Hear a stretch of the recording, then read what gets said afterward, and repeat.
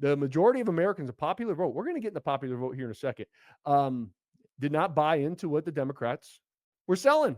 We didn't. We don't want it. And they continue to hammer down on some of this stuff, which is interesting that some of these Democrats just are scratching their head like, I wonder why we lost. A lot of families out there who don't believe boys should play girls' sports. They're not boys. I'm not going to listen to transphobia at this table. I am not going to listen to you call a trans girl a boy. Are you going to allow me to finish my explanation? When you use a word that's a slur, I'm going to interrupt. That's not how it is. They're not boys. They're not boys. They're not playing girls' softball. I'm not going to sit there and listen to that. Let's reset for a second because, look, this is a really heated issue, right? And Sharmichael, I know you. I know that you understand that people have different views on this. I think out of respect for Jay, like, let's try to talk about this in a way that is respectful. Okay, so let me rephrase this since I'm being targeted here. I don't think you're not, just to be clear, you are not being targeted. I am, but it's okay. I'm specifically saying that I know that you are not intending to be transphobic. He should know that I'm not intending. He wants to sit here and bloviate. I'm saying you're using a phrase I want to give you you an opportunity. So the way regular people interpret it, that's not regular people. That's not regular people. There's no consensus that these are actually boys. This whole thing about trans girls is a canard.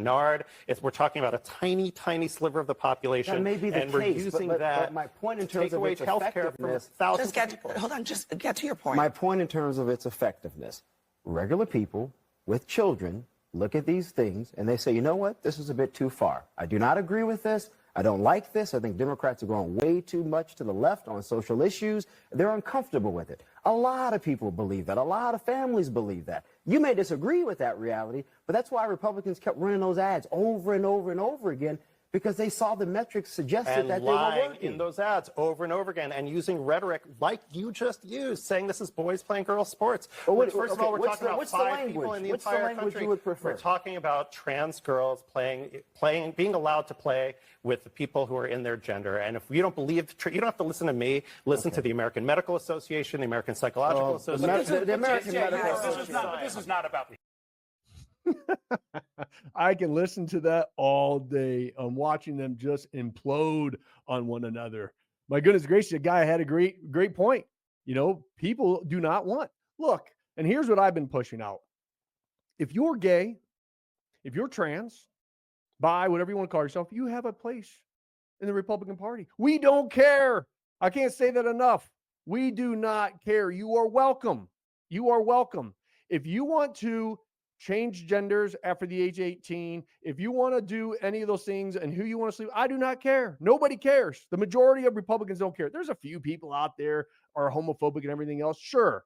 But the majority of Americans, this is not in the 70s or 80s anymore, the majority of Americans do not care. Here's where we care.